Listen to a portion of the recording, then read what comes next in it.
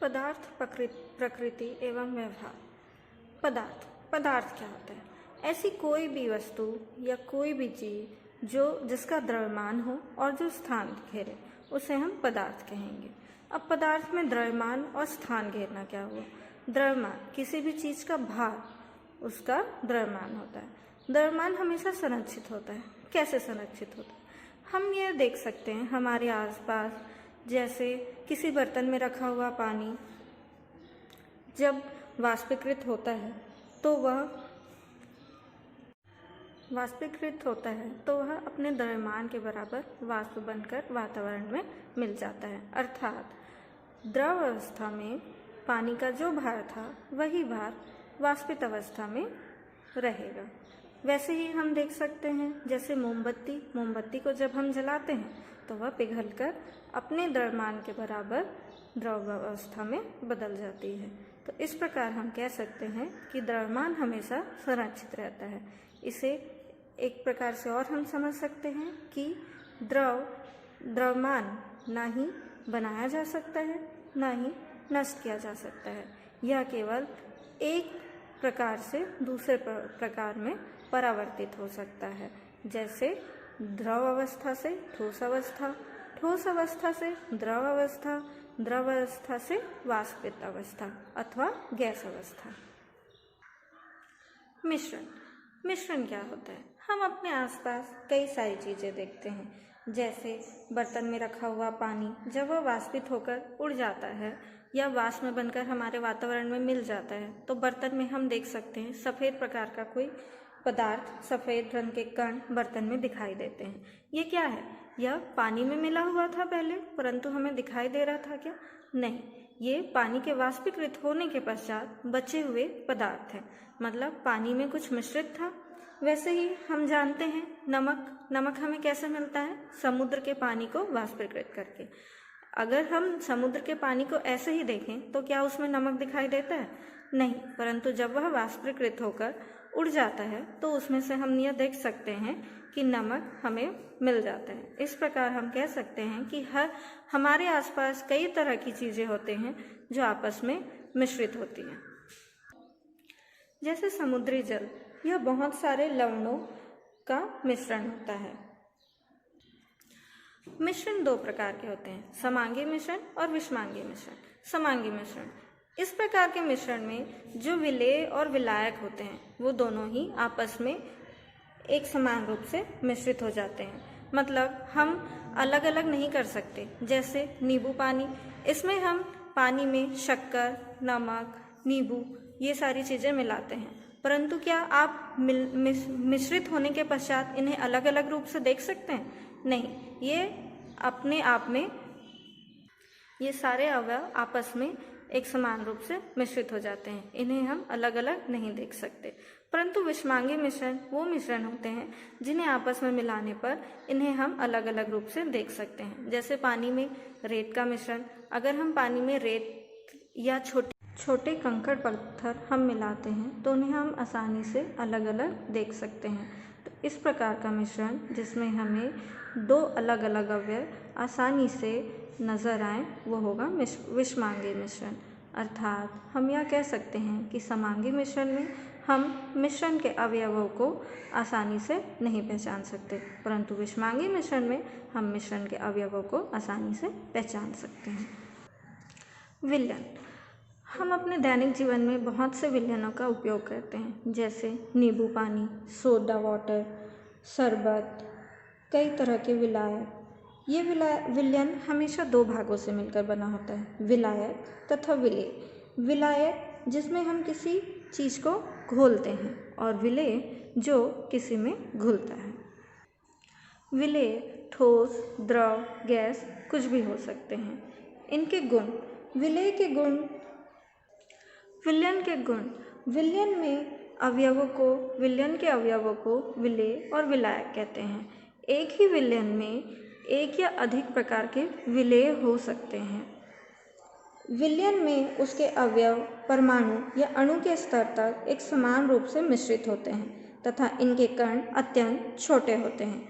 बहुत छोटे होने के कारण कणों को न तो छाना जा सकता है और ये कण इतने भारी भी नहीं होते हैं कि नीचे तली पे बैठ जाएं, इसलिए हम इन्हें आसवन की विधि द्वारा भी अलग नहीं कर सकते हैं। अपने छोटे आकार के कारण यह कण प्रकाश की किरणों को नहीं फैला सकते हैं, इसलिए विलयन में प्रकाश का पथ भी दिखाई नहीं देता है। अब जिस प्रकार हमने मिश्रण के प्रकार पढ़े, वैसे ही विलयन के प्रकार।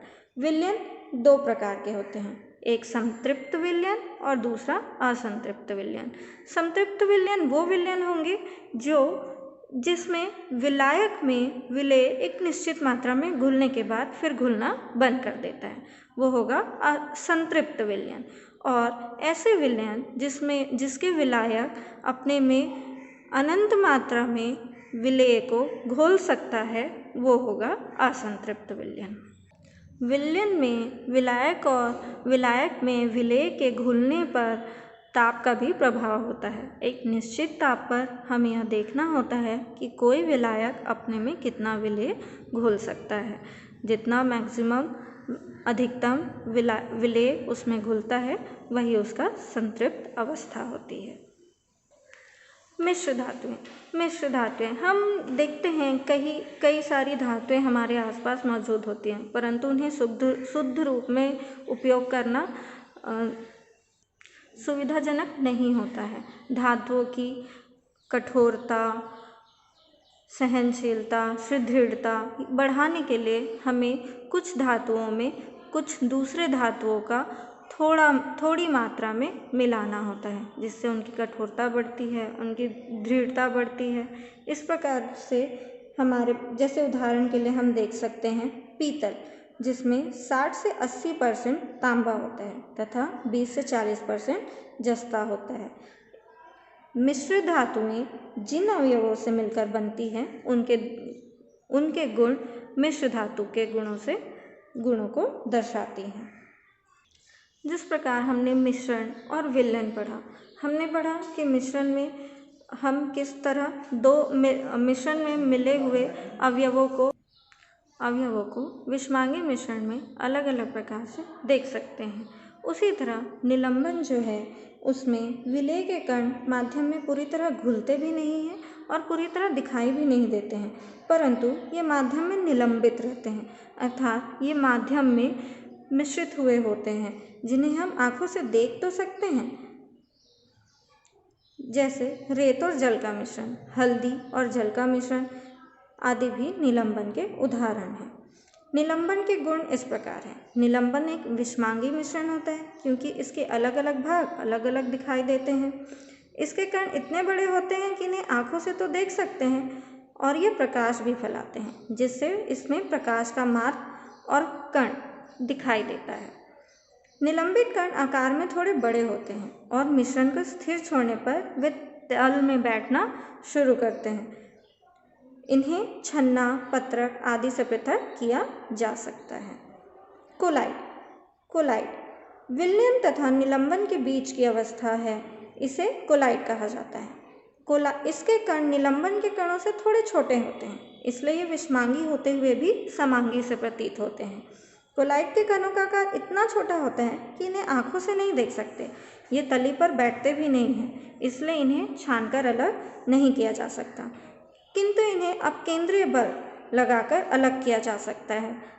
जैसे हम उदाहरण के लिए देख सकते हैं, घरों में जब हम दही को मथनी से मथते हैं या मिक्सर में घुमाते हैं तो मक्खन ऊपर उठ जाता है।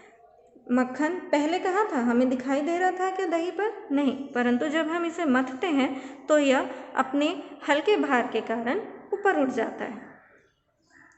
इस तरह हम इसको अलग कर सकते हैं। इसके कण प्रकाश की किरण को आसानी से फैला देते हैं, जिसके कारण प्रकाश किरण का मार्ग दिखाई देता है। यह प्रभाव टिंडल प्रभाव कराता है। मतलब अगर कोई कण प्रकाश की किरण को आसानी से फैला दे तो यह जो प्रभाव है, जिसमें प्रकाश का किरण का मार्ग दिखाई देता है, उसे टिंडल प्रभाव कहते हैं। यह खोज जॉन टिंडल नामक वैज्ञानिक ने की थी, जिनके नाम पर टिंडल प्रभाव कहा जाता है। जैसे हम उदाहरण के लिए देख सकते हैं, अगर अंधेरे कमरे में यह धूल एक खिड़की से प्रकाश आ रही है तो उसमें हमें धूल और कुछ छोटे छोटे कण दिखाई देते हैं, जो टिंडल प्रभाव को दर्शाता है। रासायनिक संगठन के आधार पर पदार्थ को दो अवस्था में वर्गीकृत किया गया है, तत्व और यौगिक। तत्व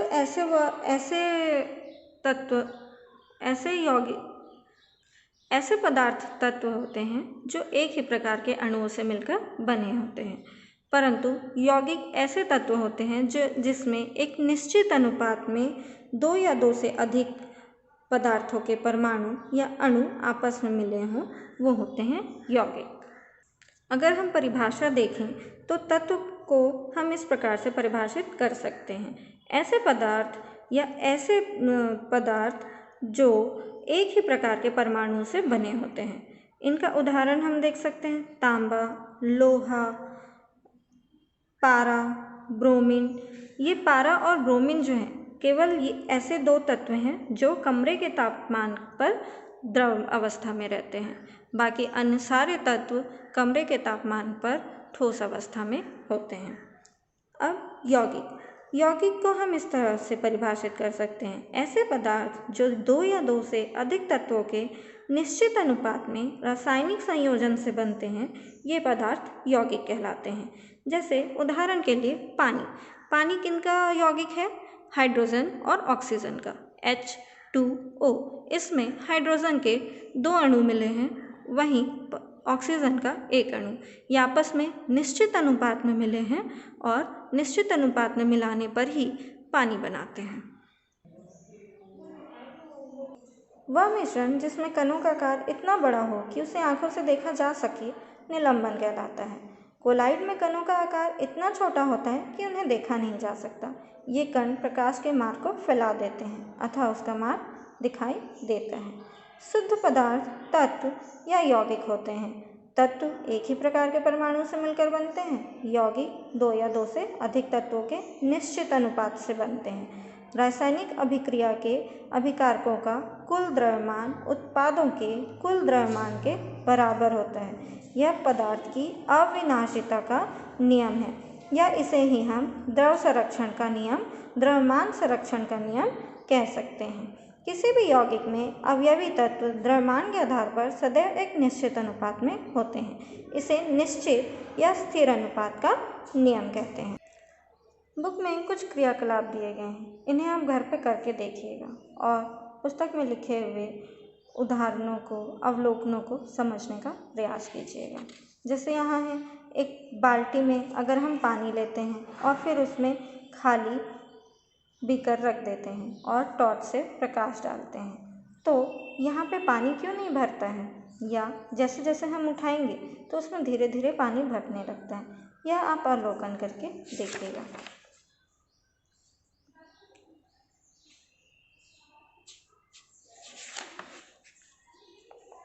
एक क्रियाकलाप है कि 4 विद्यार्थियों का ग्रुप बनाइए। 3 विद्यार्थियों का ग्रुप बनाइए। अलग अलग तीनों विद्यार्थी अलग अलग बीकर में 100 ml जल लिए। उसमें 1 चम्मच नमक मिलाएं। एक बीकर में 1 चम्मच नमक, दूसरे बीकर में 1 या 2 बूंद दूध या स्याही मिलाएं, तीसरे बीकर में 1 चम्मच चॉक पाउडर मिलाएं। अब इन्हें अच्छी तरह से मिलाएं और अवलोकन करें कि बीकर कैसा दिखाई देता है। नमक के विलयन में प्रकाश का मार्ग दिखाई नहीं देता है, जबकि बाकी दोनों विलयनों में प्रकाश का मार्ग दिखाई देता है। अब तीनों बीकर को 15 मिनट तक स्थिर छोड़ दो, फिर देखो कि उनमें क्या परिवर्तन हुआ। अब तीनों बीकरों को 15 मिनट होने के बाद छन्ना पत्र की सहायता से अलग अलग करके छान लें। तीनों मिश्रण को गुणों के आधार पर जब हम अवलोकन करेंगे तो देखेंगे कि क मिश्रण में अवयवों के कण दिखाई नहीं देते, और जब हम छिन्ना पत्रक से इसे छानते हैं तो इसके अवयव अलग नहीं होते। तो ये विलयन समांगी विलयन होते हैं। इनमें अवयवी कण समान रूप से वितरित होते हैं। ख प्रकार के मिश्रण में अवयवों के कण को देखा जा सकता है तथा छाना नहीं जा सकता, ना ही कोई कण तली में बैठता है। लेकिन समूह क के विपरीत इस बीकर में प्रकाश का पथ दिखाई देता है। इस प्रकार के मिश्रण को कलिल या कोलाइड कहते हैं। वहीं समूह ग में ग के मिश्रण में अवयवों को छानकर अलग तो कर सकते हैं, कुछ देर रखने पर यह तली में बैठ जाते हैं। इस बीकर में कण इतने बड़े होते हैं कि न सिर्फ ये प्रकाश की किरणों को बिखेर देते हैं, बल्कि कण दिखाई भी देते हैं। ऐसे ही मिश्रण को निलंबन कहते हैं। विलयन के प्रकार को समझने के लिए यहाँ एक क्रियाकलाप है। 2 बीकर में 100 और 100 ml का जल लेते हैं। एक बीकर में 1 चम्मच नमक तथा दूसरे में 1 चम्मच शक्कर डालें। विलयन को अच्छे से हिला लें। जब दोनों बीकर में क्रमशः नमक और शक्कर तब तक डालते जाएं जब तक वो घुलना बंद ना हो। घुलने वाले नमक व शक्कर की मात्राएं नापते जाएं। अब दोनों बीकर को स्प्रिट लैंप की सहायता से गर्म करें। क्या अविलेय नमक जो अभी तक घुलना बंद कर चुके थे वह फिर से घुलना शुरू कर दिए? आप देखेंगे कि जैसे जैसे आप तापमान बढ़ाएंगे कुछ और मात्रा में उसमें शक्कर और नमक घुलते जाएंगे। अर्थात हम यह कह सकते हैं कि एक निश्चित ताप पर किसी विलायक में कोई विलेय उतना ही घुलता है जितना विलायक की क्षमता होती है। किसी निश्चित ताप पर विलायक के निश्चित आयतन में और अधिक विलेय घोलना संभव नहीं होता है, वह विलयन संतृप्त कहलाता है। और विलेय पदार्थ की वह मात्रा जो उस ताप पर संतृप्त विलयन में उपस्थित रहती है उसकी घुलनशीलता या विलेयता कहलाती है। यदि विलेयता स्तर से कम विलेय किसी विलायक में घुला हो, उसमें और घुलने की संभावना हो, तो ऐसे विलयन को असंतृप्त विलयन कहते हैं।